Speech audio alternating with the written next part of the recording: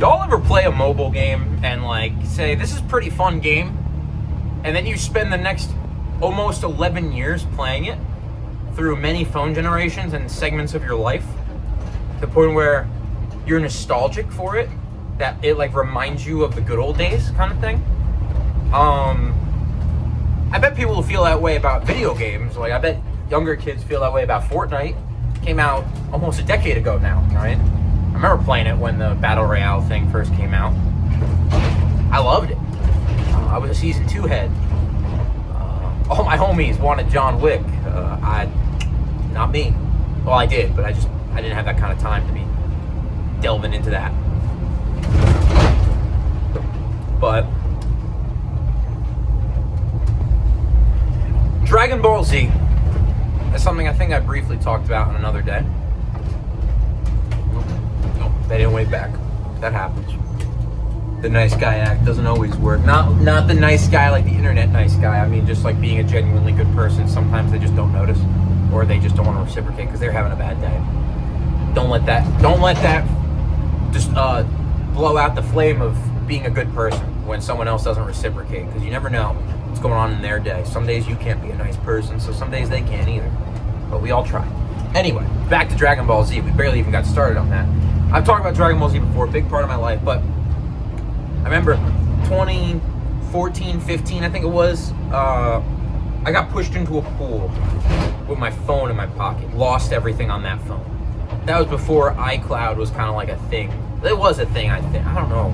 Who knows? Anyway, I lost all my stuff. So, the next day, I was going out with my friends. And my parents didn't feel comfortable because I was still, a younger lad with pretty protective parents. Not super young, but still young enough to where I couldn't make my own decisions, I guess. They said, "Oh, you can't go out without a phone." So they handed me down an iPhone 4, because at the time that was still like relatively, it was outdated, but it was okay, right? And I was like, all right, because I don't think we could really afford to get a new phone like right away. But I have this iPhone 4 and I have nothing on it, so it's the night before I go out with my friends, right? And I'm just in my bed, I'm chilling, and I'm like, let me look through the apps. Let me download the games I was playing, right, on my old phone, like shit like Doodle Jump, Jetpack Joyride, things like that. The old school OG apps that I had on my phone, and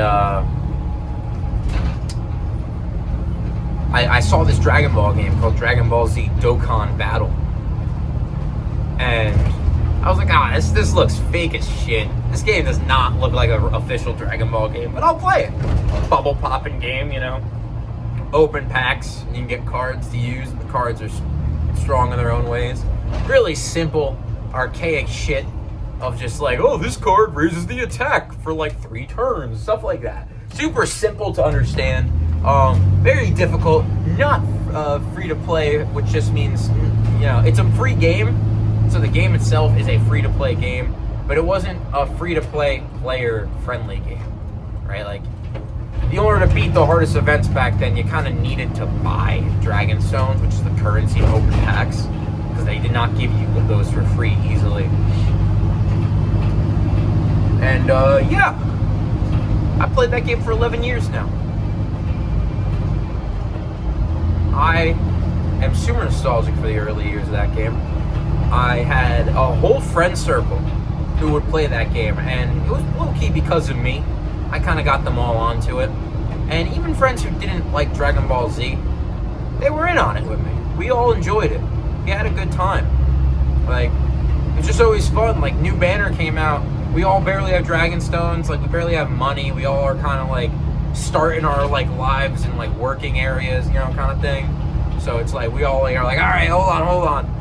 Did he just buy a $32 pack of Dragon Stones? What is he on? Why is he doing this? And then he wouldn't get anything, but then you have another friend who just pulls out a quick single summon, just a 1 card pack, pops open. I got the new one, dickhead! And it's like, that kind of energy is kind of lost. Like, oh, who beat the hardest event recently? Like, oh, it's that guy who spends all the money, or, oh, it's that guy who hasn't spent a dime, or it's like, oh, this guy found this trick online to like beat it, you know, and now we all got to figure out how he did it. What trick did he use, kind of thing. Like, can you beat his time, right? Are you better than him in any way? It was all just a measuring contest, but it was fun, right? It was harmless.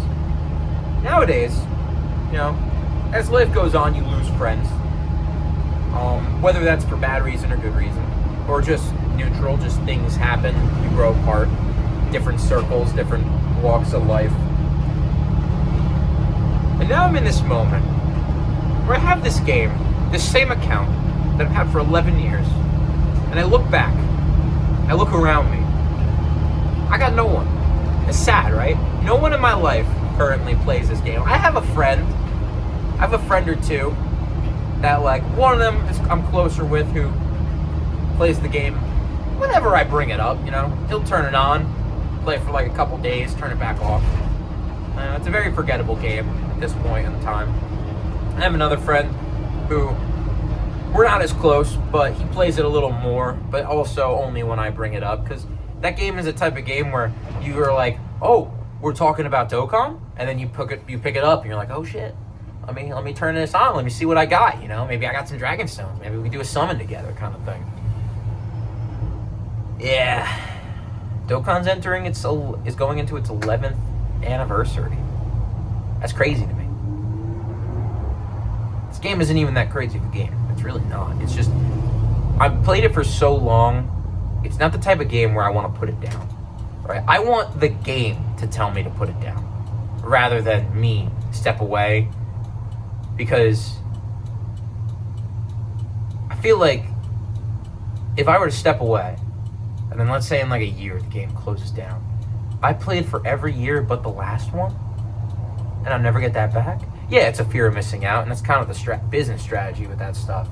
Maybe I'm marking out for just a corporation, but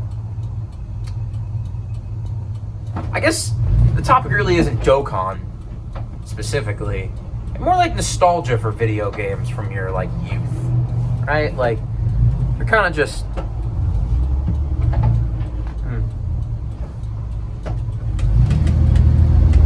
sorry. You're kind of just like playing games nowadays, and you think about, especially the older people, play a game, you just remember how good games used to be, and you're like, games suck these days. And while there's an argument to be made that they're worse than they were then, it's more so you just grew up, man. You grew up. Not everything interests you like it did when you were a kid. Like, you can't just like see a pre-owned game at GameStop and go, I want this one because it looks cool.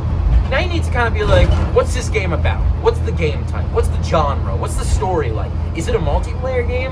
Is it like a sweaty game, or is it a pretty casual game? Yeah, stuff like that. That kind of thing is what kind of makes playing video games as an adult feel worse. But then you look back on those old games, you know, like the OG CODs. Nothing beats the OG CODs. But a kid nowadays who's never played them looks back at them and goes, they look so boring, they look so dull, because that's not their games. It's like, for me, it's like the PlayStation, like, 1 is kind of the limit of my, like, history with video games, right? Like, before then, it's like reaching backwards rather than feel like I'm planted in present day, you know? Like, PlayStation 1 and up, that's for me.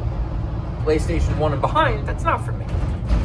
Like, I don't really feel an interest to play Super Nintendo games or like Sega Genesis games, stuff like that, Dreamcast. But I'll play a PlayStation 1 game. Someone says, hey, I got a PS1, you want to play this game? Like, sure. They say, I got a Super Nintendo. I'm like, yeah, I'll play it for like 10 minutes. Novelty of it.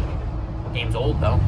That's how they are. That's how kids these days are. It's like, yeah, I'll play Modern Warfare, or Call of Duty 4, Modern Warfare. Sure, I'll play that one. I've heard good things. And you're like, whoa, this game looks so old. It's like, oh, you can't slide, you can't dive. It's like sprinting's so clunky. Oh, the vault feature, why is it like a button prompt instead of just doing it? It's like there's only like a couple guns in this game. You know, stuff like that. Nostalgia in video games is a strong thing. Nostalgia everywhere is a very powerful drug. Very powerful, addicting thing. But in this specific case, video games, man, I feel like it's because you experience it. You experience video games, you know? Like, you can experience a movie, but you're just watching it. And you could watch that movie, and the vibe doesn't really change too much. But the video game, like, your mindset, how you play it, how you view it, I guess that's the same as movies, but I feel like video games hit a little different. Especially if you grew up with video games, they hit a little different. A game I could never really pick up and enjoy again the same way I did was Transformers. This Transformers War for Cybertron game. When I was younger, me and my friends would play that on PlayStation 3. Met a lot of my PlayStation exclusive friends on there. I don't talk to like any of them. I talk to one. And he's like my oldest friend for life now. Like, it's cool. It's cool. We met up a lot. We've hung out a lot. But we don't live in the same state. And because we met each other on that game has a lot of nostalgia for me. But I won't really be playing it much. Nostalgia in video games is tough. I guess I really don't have any more thoughts on it than that. So, see ya.